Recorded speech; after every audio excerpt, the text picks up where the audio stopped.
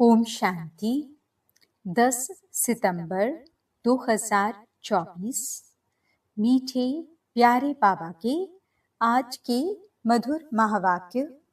आज की मुरली के कुछ मुख्य पॉइंट्स। आज बाबा हमें समझाते कि हम बच्चे अब संगम युगी हैं, कलयुगी नहीं। हमें बाप नए विश्व का मालिक बनने के लिए पढ़ा रहे हैं, इसलिए हमें अशुद्ध ख्यालात समाप्त कर देने हैं।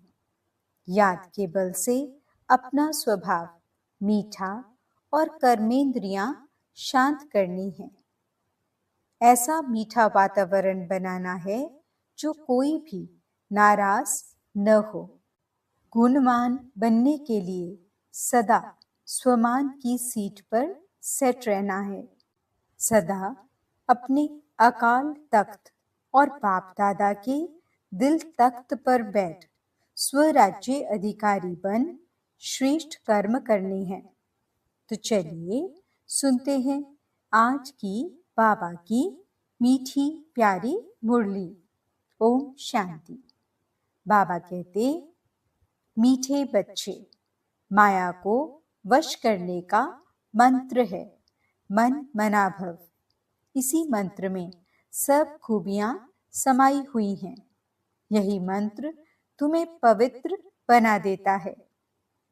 प्रश्न, आत्मा की सेफ्टी का नंबर 1 साधन कौन सा है और कैसे?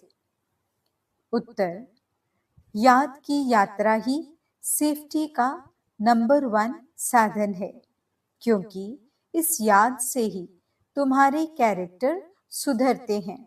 तुम माया पर जीत पा लेते हो। याद से पतित कर्मेंद्रियां शांत हो जाती हैं। याद से ही बल आता है। ज्ञान तलवार में याद का जौहर चाहिए। याद से ही मीठे सतो प्रधान बनेंगे। कोई को भी नाराज नहीं करेंगे। इसलिए याद की यात्रा में कमजोर नहीं बनना है। अपने आप से पूछना है कि हम कहाँ तक याद में रहते हैं। ओम शांति। मीठे मीठे रूहानी बच्चों को रोज रोज सावधानी जरूर देनी होती है। कौन सी? Safety first. सेफ्टी क्या है? याद की यात्रा से तुम बहुत बहुत सेफ रहते हो। मूल बात ही बच्चों के लिए यह है। बाप ने समझाया है, तुम बच्चे जितना याद की यात्रा में तत्पर रहेंगे, उतनी खुशी भी रहेगी और मैनर्स भी ठीक होंगे, क्योंकि पावन भी बनना है, कैरेक्टर्स भी सुधारना है, अपनी जांच करनी है। मेरा कैरेक्टर किसको दुख देने जैसा तो नहीं है। मुझे कोई देह अभिमान तो नहीं आ जाता है। ये अच्छी रीति अपनी जांच रखनी है। बाप बैठ बच्चों को पढ़ाते हैं।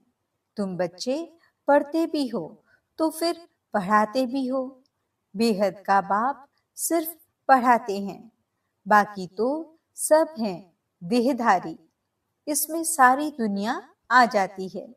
एक बाप ही विदेही है। वह तुम बच्चों को कहते हैं कि तुमको भी विदेही बनना है। मैं आया हूँ तुमको विदेही बनाने। पवित्र बनकर ही वहां जाएंगे। चीची को तो साथ ले नहीं जाएंगे। इसलिए पहले पहले मंत्र ही ये देते हैं। माया को वश करने का ये मंत्र है। पवित्र होने का ये मंत्र है। इस मंत्र में बहुत खूबियां भरी हुई हैं।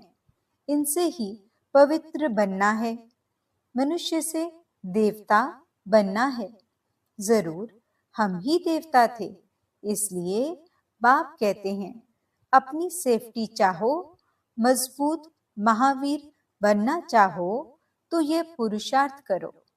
बाप तो शिक्षा देते रहेंगे, पर ड्रामा भी कहते रहेंगे। ड्रामा अनुसार बिल्कुल ठीक ही चल रहा है, फिर आगे के लिए भी समझाते रहेंगे। याद की यात्रा में कमजोर नहीं बनना है।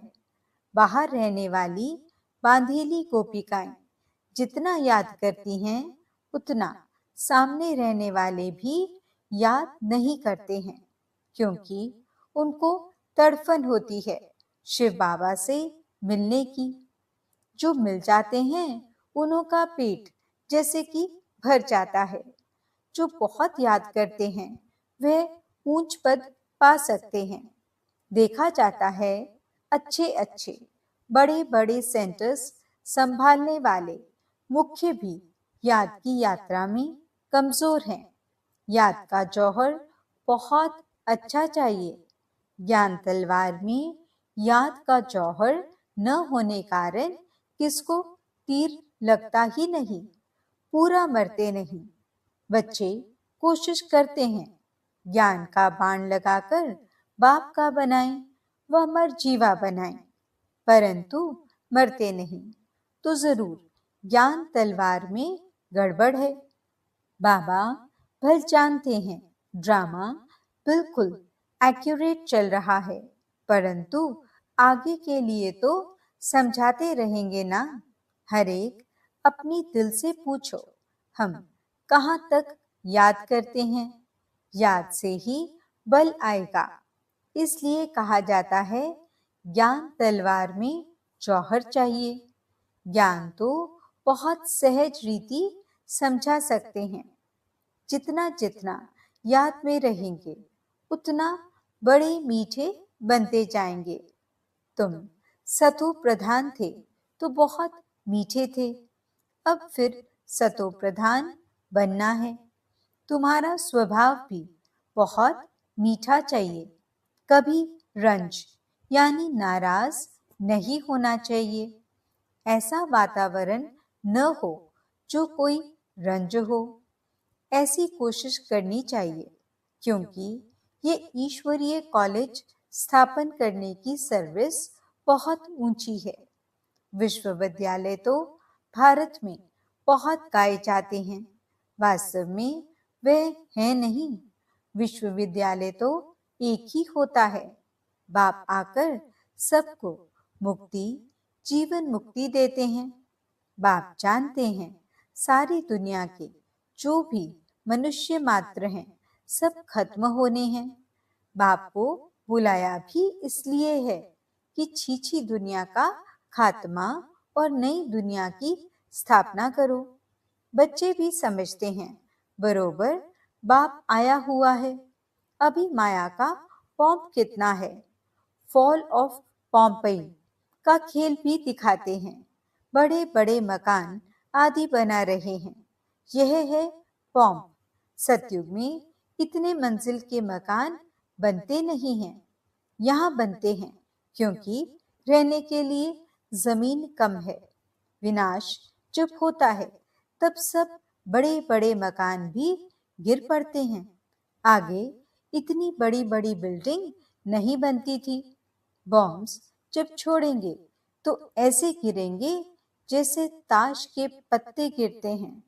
इसका मतलब यह नहीं कि वही मरेंगे, बाकी दूसरे रह जाएंगे। नहीं, जो जहां होगा, चाहे समुद्र पर हो, पृथ्वी पर हो, आकाश में हो, पहाड़ों पर हो, उड़ रहा हो, सब खत्म हो जाएंगे। ये पुरानी दुनिया है ना। जो भी 84 लाख योनियां हैं, ये सब खत्म हो जानी है। वहां नई दुनिया में ये कुछ भी होगा नहीं। न इतने मनुष्य होंगे, न मच्छर, न जीव जंतु आदि होंगे। यहाँ तो ढेर के ढेर हैं। अब तुम बच्चे भी देवता बनते हो तो वहाँ हर चीज सतो प्रधान होती है। यहाँ भी बड़े आदमी के घर में जाएंगे तो बड़ी सफाई आदि रहती है। तुम तो सबसे जास्ती बड़े देवता बनते हो। बड़े आदमी भी नहीं कहेंगे, तुम बहुत ऊंच देवताएं बनते हो। ये कोई नई बात नहीं है। 5000 वर्ष पहले भी तुम ये बने थे, नंबरवार। ये इतना किचड़ा आदि वहाँ कुछ भी नहीं होगा। बच्चों को बड़ी खुशी होती है। हम बहुत ऊंच देवता बनते हैं। एक ही बाप हमको पढ़ाने वाला है, जो हमको बहुत ऊंच बनाते हैं। पढ़ाई में हमेशा नंबरवार पोजीशन वाले होते हैं। कोई कम पढ़ते हैं, कोई जास्ती पढ़ते हैं। अब बच्चे पुरुषार्थ कर रहे हैं, बड़े बड़े सेंटर्स खोल रहे हैं, इसलिए कि बड़ों बड़ों को मालूम पड़े। भारत का प्राचीन राजयोग भी गाया हुआ है। खास विलायत वालों को जास्ती उत्सुकता होती है राजयोग सीखने की। भारतवासी तो तमो प्रधान बुद्धि हैं।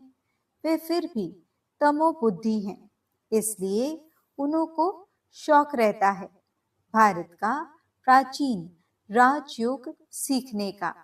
भारत का प्राचीन राजयोग नामी ग्रामी है, जिससे ही भारत स्वर्ग बना था। बहुत थोड़े आते हैं जो पूरी रीति समझते हैं। स्वर्ग हेवन पास हो गया, सो फिर होगा जरूर। हेवन अथवा पैराडाइज है सबसे वंडर ऑफ वर्ल्ड। स्वर्ग का कितना नाम वाला है। स्वर्ग और नर्क, शिवालय और वैश्यालय। बच्चों को अब नंबरवार याद है कि हमको अब शिवालय में जाना है। वहां जाने के लिए शिव बाबा को याद करना है। वही पंडा है सबको ले जाने वाला। भक्ति को कहा जाता है रात, ज्ञान को कहा जाता है दिन। ये बेहद की बात है। नई चीज और पुरानी चीज में बहुत फर्क होता है। अब बच्चों की दिल होती है इतनी ऊंच ते ऊंच पढ़ाई, ऊंचे ते ऊंचे मकान में हम पढ़ाएं तो बड़े बड़े लोग आएंगे। एक एक को बैठ समझाना पड़ता है। वास्तव में पढ़ाई व शिक्षा के लिए एकांत में स्थान होते हैं। ब्रह्मज्ञानियों के भी आश्रम शहर से दूर दूर होते हैं और नीचे ही रहते हैं। इतने ऊपर की मंजिल पर नहीं रहते हैं। अभी तो तमो प्रधान होने से शहर में अंदर घुस पड़े हैं। वह ताकत खत्म हो गई है। इस समय सबकी बैटरी खाली है। अब बैटरी को कैसे भरना है, ये बाप के सिवाय कोई भी बैटरी चार्ज कर न सके। बच्चों को बैटरी चार्ज करने से ही ताकत आती है। उसके लिए मुख्य है याद। उसमें ही माया के विघ्न पड़ते हैं। कोई तो सर्जन के आगे सच बतलाते हैं, कोई छिपा लेते हैं। अंदर में जो खामियां हैं वह तो बाप को बतलानी पड़े। इस जन्म में जो पाप किए हैं वह अविनाशी सर्जन के आगे वर्णन करना चाहिए, नहीं तो वह दिल अंदर खाता रहेगा। सुनाने के बाद फिर खाएगा नहीं। अंदर रख लेना यह भी नुकसान कारक है। जो सच्चे सच्चे बच्चे बनते हैं वे सब बाप को बतला देते हैं। इस जन्म में यह पाप किए हैं। दिन प्रतिदिन बाप जोर देते रहते हैं, यह तुम्हारा अंतिम जन्म है। तमो प्रधान से पाप तो जरूर होते होंगे ना। बाप कहते हैं वह बहुत जन्मों के अंत में जो नंबर 1 पतित बना है उनमें ही प्रवेश करता हूँ, क्योंकि उनको ही फिर नंबर 1 में जाना है। बहुत मेहनत करनी पड़ती है। इस जन्म में पाप हुए तो है ना। कईयों को पता ही नहीं पड़ता है कि हम ये क्या कर रहे हैं। सच नहीं बतलाते हैं। कोई कोई सच बतला देते हैं। बाप ने समझाया है, बच्चे तुम्हारी कर्मेंद्रियां शांत तब होती हैं जब कर्मातीत अवस्था बनती है। जैसे मनुष्य बूढ़े होते हैं तो कर्मेंद्रियां ऑटोमेटिकली शांत हो जाती हैं। इसमें तो छोटेपन में ही सब शांत हो जाना चाहिए। योग बल में अच्छी तरह रहे तो इन सब बातों की एंड हो जाए। वहां कोई ऐसी गंदी बीमारी, किच्चड़पट्टी आदि कुछ नहीं होता है। मनुष्य बड़े साफ शुद्ध रहते हैं। वहां है ही राम राज्य, यहाँ है रावण राज्य। तो अनेक प्रकार की गंदगी की बीमारियां आदि हैं। सतयुग में ये कुछ होता नहीं। बात मत पूछो, नाम ही कितना फर्स्ट क्लास है। स्वर्ग नई दुनिया, बड़ी सफाई रहती है। बाप समझाते हैं, इस पुरुषोत्तम संगम युग पर ही तुम ये सब बातें सुनते हो। कल नहीं सुनते थे। कल मृत्यु लोक के मालिक थे, आज अमर लोक के मालिक बनते हो। निश्चय हो जाता है, कल मृत्यु लोक में थे, अभी संगम युग पर आने से अमर लोक में जाने के लिए तुम पुरुषार्थ कर रहे हो। पढ़ाने वाला भी अब मिला है। जो अच्छी रीति पढ़ते हैं तो पैसा आदि भी अच्छा कमाते हैं। बलिहारी पढ़ाई की कहेंगे, ये भी ऐसे है। इस पढ़ाई से तुम बहुत ऊंच पद पाते हो। अभी तुम रोशनी में हो, ये भी सिवाय तुम बच्चों के और कोई को मालूम नहीं है। तुम भी फिर घड़ी घड़ी भूल जाते हो, पुरानी दुनिया में चले जाते हो। भूलना माना पुरानी दुनिया में चले जाना। अभी तुम संगम युगी ब्राह्मणों को मालूम है कि हम कलयुग में नहीं हैं। ये सदैव याद रखना है। हम नए विश्व के मालिक बन रहे हैं। बाप हमको पढ़ाते ही हैं नई दुनिया में जाने के लिए। यह है शुद्ध अहंकार, वह है अशुद्ध अहंकार। तुम बच्चों को तो कभी अशुद्ध ख्यालात भी नहीं आने चाहिए। पुरुषार्थ करते करते आखिरी पिछाड़ी में रिजल्ट निकलेगी। बाप समझाते हैं, इस समय तक सब पुरुषार्थी हैं। इम्तिहान जब होता है तो नंबरवार पास हो फिर ट्रांसफर हो जाते हैं। तुम्हारी है बेहद की पढ़ाई, जिसको सिर्फ तुम ही जानते हो। तुम कितना समझाते हो, नए नए आते रहते हैं बेहद के बाप से वर्षा पाने के लिए। भल दूर रहते हैं, फिर भी सुनते सुनते निश्चय बुद्धि हो जाते हैं। ऐसे बाबा के सम्मुख भी जाना चाहिए। जिस बाप ने बच्चों को पढ़ाया है, ऐसे बाप से सम्मुख तो जरूर मिलना चाहिए। समझकर ही यहाँ आते हैं। कोई नहीं समझे हुए हैं तो भी यहाँ आने से समझ जाते हैं। बाप कहते हैं, दिल में कोई भी बात हो, समझ में नहीं आती हो तो भल पूछो। बाप तो चुंबक है ना, जिसकी तकदीर में है वे अच्छी रीति पकड़ सकते हैं। तकदीर में नहीं है तो फिर खल्लास, सुना अनसुना कर देते हैं। यहाँ कौन बैठ पढ़ाते हैं? भगवान, उनका नाम है शिव। शिव बाबा ही हमको स्वर्ग की बादशाही देते हैं। फिर कौन सी पढ़ाई अच्छी? तुम कहेंगे हमको शिव बाबा पढ़ाते हैं, जिससे 21 जन्मों की बादशाही मिलती है। ऐसे ऐसे समझाते समझाते ले जाते हैं। कोई तो पूरा न समझने कारण इतनी सर्विस नहीं कर सकते हैं। बंधन की जंजीरों में जकड़े रहते हैं। शुरू में तो तुम कैसे अपने को जंजीरों से छुड़ाकर आए, जैसे कोई मस्ताने होते हैं। यह भी ड्रामा में पार्ट था जो कशिश हुई। ड्रामा में भट्टी बननी थी। जीते जी मरे, फिर माया की तरफ कोई कोई चले गए। युद्ध तो होती है ना, माया देखती है, इसने बड़ी हिम्मत दिखाई है। अब हम भी ठोक कर देखते हैं कि पक्के हैं व नहीं। बच्चों की कितनी संभाल होती थी, सब कुछ सिखलाते थे। तुम बच्चे एल्बम आदि देखते हो, लेकिन सिर्फ चित्र देखने से भी समझ न सकें। कोई बैठ समझाए कि क्या क्या होता था, कैसे भट्टी में पड़े थे, फिर कोई कैसे निकले, कोई कैसे। जैसे रुपये छपते हैं तो भी कोई कोई खराब हो पड़ते हैं। ये भी ईश्वरीय मिशनरी है। ईश्वर बैठ धर्म की स्थापना करते हैं। यह बात किसको भी पता नहीं है।